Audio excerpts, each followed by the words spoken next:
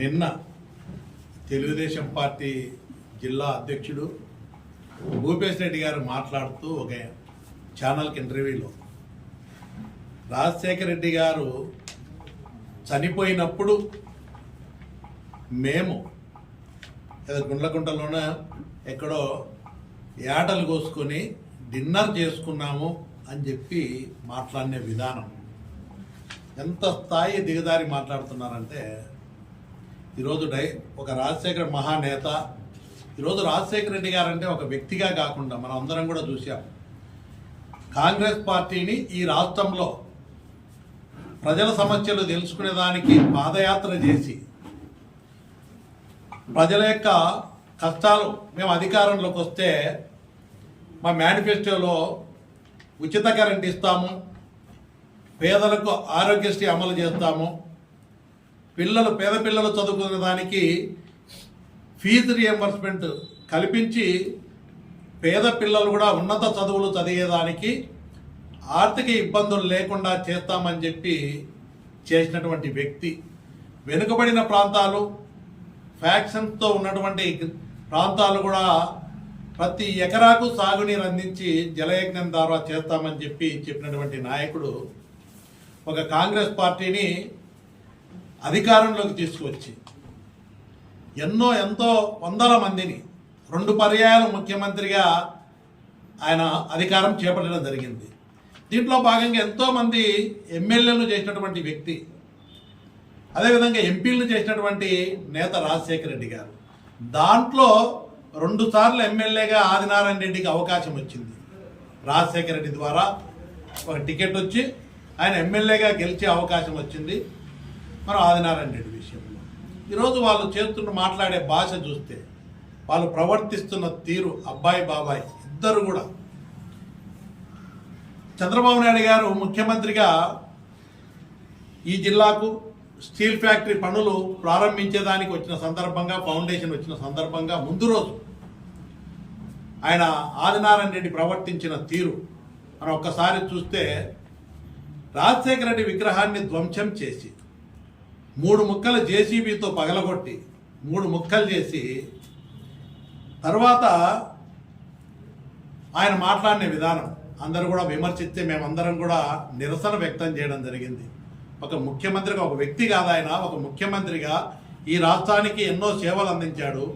ఈ దేశానికి ఆదర్శంగా ఉండే విధంగా కార్యక్రమాలు తీసుకుపోయినటువంటి వ్యక్తి అది తప్పు అని చెప్తే, మా హవా నడుస్తుంది పోయింది, నిన్న మాట్లాడుతూ దాన్ని పూడ్చడం కూడా జరిగింది అని ఎంతో అహంకారంగా మాట్లాడుతున్నటువంటి విధానం చూసి ప్రజలందరూ కూడా బాధపడతా ఉన్నారు.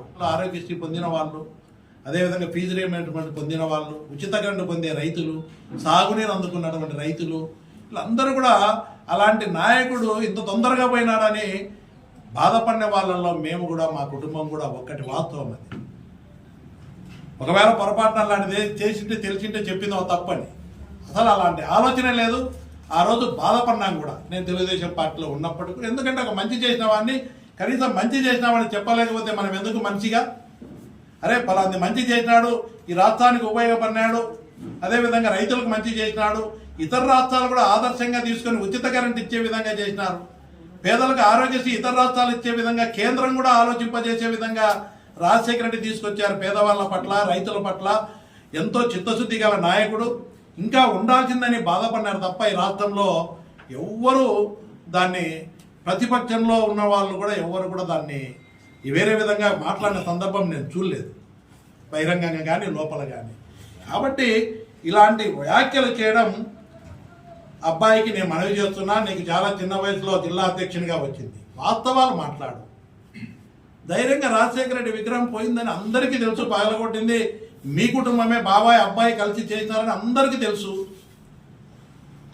ఒకవేళ నువ్వు పశ్చాత్తాపడింటే, ఒకవేళ జరిగిన తర్వాత అయినా నువ్వు పశ్చాత్తాపడింటే, మేము చేసింది పొరపాటే అని ఇప్పుడు చెప్పుకుంటూ రాజశేఖర రెడ్డి అభిమానం అంటున్నావు, విగ్రహం పెట్టు, నీకు అంత అభిమానం ఉంటే.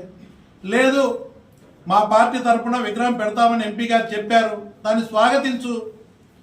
అంటే విగ్రహం పెట్టనీకి వస్తే రా, అధికారం మీరు పెట్టండి అని చెప్పారు, మీరు పెట్టకపోతే అధికారం వచ్చినప్పుడు పెడతామని చెప్పారు. అంతవరకు ఎందుకు? మీ బాబాయ్ ఏమంటున్నాడు, ఇప్పుడు రా, పై పగులుతుంది, తంతామని చెప్తున్నాడు విగ్రహం పెడితే. అంటే ఏంటి డ్రామాలు? బాబాయ్ అబ్బాయి ఇద్దరు డ్రామాలు ఏంటి? డ్రామాలు కాదా ఇవి? మీ స్వార్థం కోసం ఆదినారాయణ రెడ్డి వివేకానంద రెడ్డి గురించి మాట్లాడతాడు. ఆయన స్వార్థం కోసం ఎవరినైనా పనులు చేస్తాడు, ఎవరికైనా వెన్నుపోటు పొడుస్తాడు అనే దానికి వివేకానంద రెడ్డి ఉదాహరణ. ఆ రోజు ఆదినారాయణ రెడ్డి జగన్మోహన్ రెడ్డి గారు టికెట్ ఇవ్వకపోతే ఇదే నారాయణ రెడ్డి అందరూ కలిసి రికమెండ్ చేస్తే ఆ రోజు నారాయణ రెడ్డికి ఇస్తానని చెప్పినారని నేను వింటా ఉన్నా. అది నారాయణ రెడ్డికే తెలిసింటుంది. నీకేం ఆదినారాయణ రెడ్డి ఎప్పుడైనా వెన్నుపోటు పొడుస్తాడో ఆదినారాయణ రెడ్డికి నేను ఇవ్వనని చెప్పి అందరికీ చెప్తే ఈ నారాయణ రెడ్డి వీళ్ళే రికమెండ్ చేసి ఆదినారాయణ రెడ్డికి టికెట్ ఇప్పించినారు. టికెట్ ఇప్పించినా గెలిచినాడు. గెలిచిన తర్వాత ఏమైంది మీ అందరికీ తెలుసు కదా. రాజశేఖర రెడ్డి గారు హఠాన్ మరణం చెందినారు. ఆ రోజు ఏం చెప్పినాడు? జగన్ను ముఖ్యమంత్రి చేయకపోతే చాలా తెలియపరుడు, నేను రాజీనామా చేస్తాను అని ఆదినారాయణ రెడ్డి మాట్లాడిన వీడియోలు ఉన్నాయి. అంటే రాజశేఖర రెడ్డి లాంటి మహానేత చనిపోతే తప్పకుండా ఆయన కొడుకుగా జగన్మోహన్ రెడ్డి గారికి అవకాశం వస్తుంది. అక్కడ కొంతమంది నాయకులందరూ కూడా అట్లా ఆలోచన చేస్తూ ఉన్న విధానాన్ని గమనించి అతి తెలివిపరుడు కదా ఆదినారాయణ రెడ్డి. ముందుగానే అందరికంటే ముందు ఫస్ట్ స్టేట్మెంట్ ఇచ్చింది జగన్మోహన్ రెడ్డిని ముఖ్యమంత్రి చేయకపోతే నేను రాజీనామా చేస్తా అని ఇచ్చాడు. ఎప్పుడైతే సోనియా గాంధీ వ్యతిరేకించి జగన్మోహన్ రెడ్డి ముఖ్యమంత్రి చేయకుండా ఆ రోజు రోషే గారిని ముఖ్యమంత్రి చేసినప్పుడు ఏం మాట్లాడారో మా అందరికీ తెలుసు. రాజశేఖర్ జగన్మోహన్ రెడ్డితో పాటు వచ్చి ఎంటమ్మడ ప్లేట్ పిరాయించి జగన్మోహన్ రెడ్డి ముఖ్యమంత్రి కాడంటానే ఆ రోజు జగన్మోహన్ రెడ్డి టీ తాగని కూడా పనికిరాడు, ఆయన పూర్తిగా జగన్మోహన్ రెడ్డిని విమర్శించి వెంటమ్మడే ఆ రోజు కాంగ్రెస్లో ఉన్నప్పుడు కూడా, కాంగ్రెస్లో గెలిచినప్పుడు కూడా రాజశేఖర రెడ్డి కుటుంబానికి ఏదో నేను అండగా ఉన్నానని డ్రామా చేసి ఇక్కడ రాదని తెలిసి మళ్ళీ కాంగ్రెస్ పార్టీలోకి పోయినావు. కాంగ్రెస్ పార్టీలోనే రోషే ముఖ్యమంత్రి అయినప్పుడు ఏం ఆలోచన చేసినావు? జగన్మోహన్ రెడ్డిని విమర్శించాడు, ఎందుకు పనికిరాడు, టీ కూడా దాపడని ఏదో నానా విమర్శలు చేసి వెళ్ళావు. నువ్వు ఇట్లా రాజీనామా చేస్తాను నేను మొన్న చెప్తున్నాడు, నేను మాట చెప్తే నిలబడతా అని. నేను జైల్లో ఉంటే మా భార్య ఎలక్షన్స్ చేస్తే మహిళ ఉంటే కూడా మా కుటుంబ సభ్యులందరూ కూడా రాజకీయం చేస్తే దాన్ని కూడా ఎదుర్కోలేక వందల మందిని వేసుకొని రిగ్గింగ్ చేసి దౌర్జన్యం చేసి 3 గెలిస్తే రాజీనామా చేస్తా అని చెప్పావు. ఆ రోజు దమ్మలమడుగు ప్రజలు మున్సిపాలిటీ పట్టం కడుతున్నారని చెప్పి భయపడి దౌర్జన్యం రిగ్గింగ్ చేసి ఆ రోజు అప్పటికి కూడా 3 గెలిపించారు. రాజీనామా చేసినావా? నువ్వు చేయలేదు.